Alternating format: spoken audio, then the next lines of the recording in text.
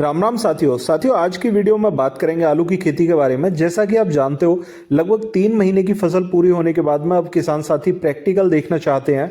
ज़्यादातर वो अपने खेतों को कंपैरिजन करना चाहते हैं दूसरे खेतों से कि उनके खेतों में उत्पादन कैसा चल रहा है। तो आज की वीडियो में मैं आपको कई प्रकार के खेत दिखाने जा रहा हूँ, जिनमें कि सूर्या आलू है और चिप्सोना आलू है ज़्यादातर। तो आप यहाँ पर अपने खेतों से कंपैरिजन कर सकते हैं कि आपके आलू का साइज क्या चल रहा है, कितना उत्पादन हो सकता है और आलू की फसल में अभी ट्रीटमेंट करने के लिए क्या क्या विकल्प हमारे पास मौजूद हैं। सबसे अहम जो सवाल है किसान साथियों का, वो है पानी को लेकर कि आखिरी सिंचाई करते समय हमें किन बातों का ध्यान रखना चाहिए और आखिरी सिंचाई कब तक करना चाहिए, आखिरी सिंचाई करें या ना करें और आखिरी सिंचाई से हमें क्या लाभ हो सकते हैं। इसके बारे में आज की वीडियो में बात करते हैं। यहाँ पर सबसे पहले मैं दिखाता हूँ आपको कि आलू का साइज क्या चल रहा है और आलू के दाने। यदि 37-97 आलू है और आपका लगभग चला हुआ दाना है 2 से 3 साल, तो 4 दाने से लेकर 7 से 8 दाने का एवरेज 3 से 4 साल चले हुए दाने में है। यदि आपका आलू 1 से 2 साल चला हुआ है तो 9 से लेकर 13 दाने तक आलू में निकल सकते हैं। और यदि आपका आलू चला हुआ कम है और यहाँ पर नया बीज है तो आपको 16 दाने तक देखने को मिल सकते हैं। 13 से 16 दाने का एवरेज यहाँ पर ज़्यादातर देखने को मिला है। यदि आलू के साइज़ की बात करें तो साइज़ लगभग 60% दानों का बड़ा हो चुका है और 40% दानों में 20% दाने का साइज गुल्ला साइज है और 20% दाने उससे छोटे ज़्यादातर देखने को मिल रहे हैं। यदि नए बीज हैं तो ज़्यादातर एवरेज साइज जो है वो सभी का सेम है और ये जो चले हुए दाने हैं उनमें से 20% दाने काफ़ी हद तक छोटे दिखाई दे रहे हैं। साथियों, यहाँ पर देखने को मिल रहा है, कुछ साथी पूछना चाहते हैं कि आलू को हमें कब खुदाई करना चाहिए। यदि आलू के आल काट देते हैं तो देखिए, आलू के छिलके को हमें मजबूती से देखना होगा कि आलू का छिलका हमारा छिल तो नहीं रहा है बहुत आसानी से। यदि आलू का छिलका बहुत जल्दी से छिल जा रहा है तो अभी कच्चा है और उसे अभी मिट्टी में दबा रहने की ज़रूरत है।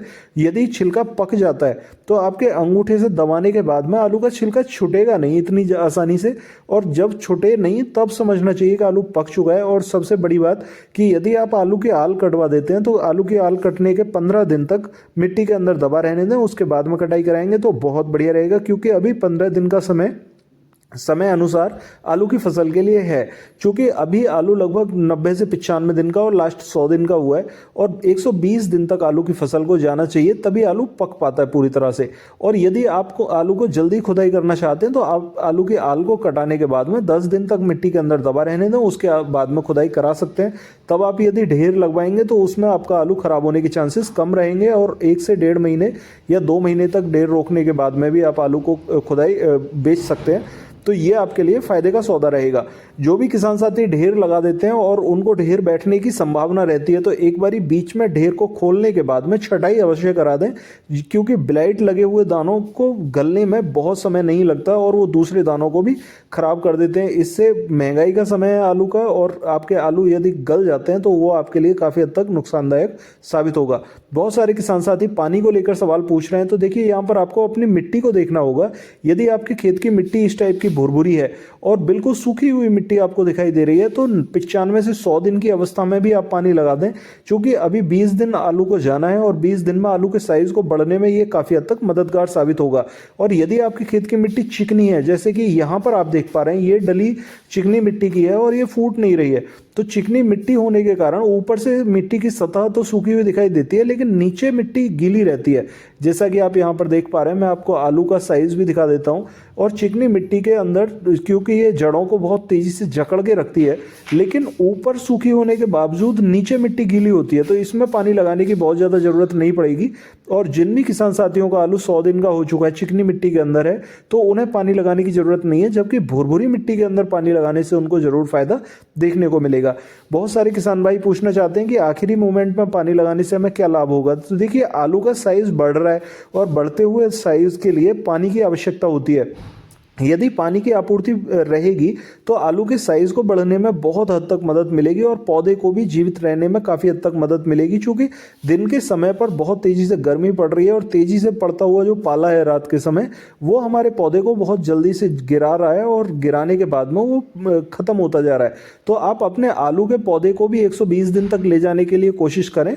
और दूसरा, आप अपने आलू के साइज को बढ़ाने के लिए यदि आखिरी प्रयास करना चाहते हैं तो पानी लगा के और एक स्प्रे जरूर दें। कुछ साथियों ने यहाँ पर 80 दिन पर एक स्प्रे कर दिया था जिसमें कि पैक्लोब्यूटाजोल 0050 और बोरॉन का स्प्रे था। वो किसान साथी यहाँ पर दूसरे स्प्रे को लेकर थोड़े से कंफ्यूजन में है कि दूसरा स्प्रे हमें करना चाहिए या नहीं। तो देखिए 95 से 100 दिन का आलू यदि हो चुका है आपका और यहाँ पर 20% साइज छोटा है तो आप वहाँ स्प्रे करने में संकोच ना करें, क्योंकि आखिरी स्प्रे यदि आप कर देते हैं तो 15 से 20 दिन का समय स्प्रे के बाद मिल जाता है आलू को। तो आपका जो 20% छोटा साइज है वो ज़रूर बड़ा हो जाएगा और पानी लगने से आपके आलू को बढ़ने में काफ़ी हद तक मदद मिलेगी।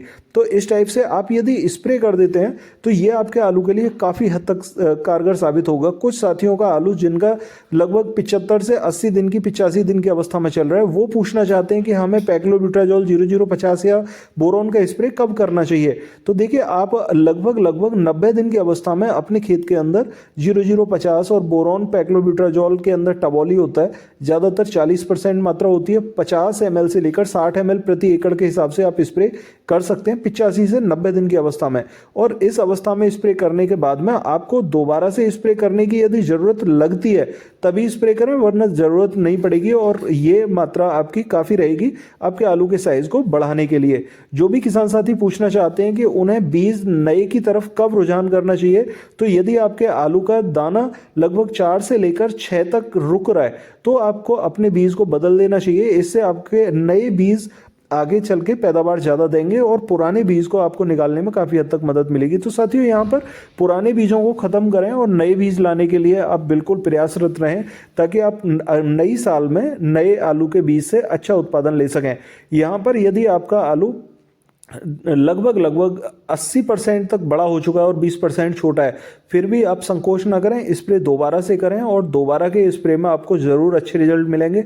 कुफरी मोहन यदि आपका आलू है तो आलू की आल एक स्प्रे में बिल्कुल नहीं दबेगी, दोबारा से स्प्रे करोगे तभी आपके आलू के साइज ओवर होंगे। तो आप दोबारा से स्प्रे बहुत जल्दी से कर दें क्योंकि समय बहुत कम है, दिन के समय गर्मी बहुत तेज़ी से हो रही है। कुछ साथी यहाँ पर मार्केटिंग को लेकर थोड़े से कन्फ्यूज़न में रहते हैं कि आलू का साइज़ हमारा लगभग बराबर हो चुका है और हमें बेचना है, तो हमें किन व्यापारियों के पास में आलू को अपने सेल करना चाहिए। तो देखिए यदि आपका उत्पादन ज़्यादा है तो ज़्यादा उत्पादन के लिए आप बाहर की सिटीज़ में कांटेक्ट करें और बाहर आलू को लेकर जाएं। जिन क्षेत्रों में आलू की पैदावार कम होती है उन क्षेत्रों में यदि आप आलू की सप्लाई करेंगे तो आपके आलू के रेट अच्छे मिलेंगे। आप अपने आसपास की मंडियों में या आसपास के जो थोक विक्रेता हैं उनके पास में जाकर आलू को सेल कर देते हैं, वो मनमानी भाव से आपके आलू को लेते हैं और बहुत ज़्यादा ये देखने को मिलता है कि आढ़े पर जाकर हम अपने आलू को छोड़ देते हैं और वहाँ पर मनमानी रेट हमारे लगाए जाते हैं। तो साथियों अपने आलू को थोड़ा सा बाहर की मंडियों में भी ले जाकर सेल करने की कोशिश करें। मार्केटिंग आपके लिए बहुत फ़ायदे का सौदा रहेगी और यदि मार्केटिंग ठीक से कर लेते हैं तो आपके आलू के रेट अच्छे मिल जाएंगे और यहाँ पर आपकी जो तोल में या किसी भी प्रकार की गड़बड़ियाँ होती हैं उनमें आपको काफ़ी हद तक मदद देखने को मिलेगी और इससे आपको लाभ ज़रूर देखने को मिलेगा।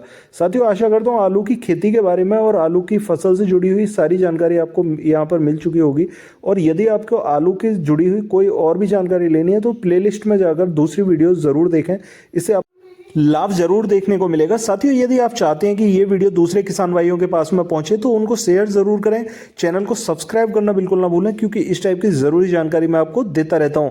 मिलते हैं अगली वीडियो में, तब तक के लिए नमस्कार किसान साथियों।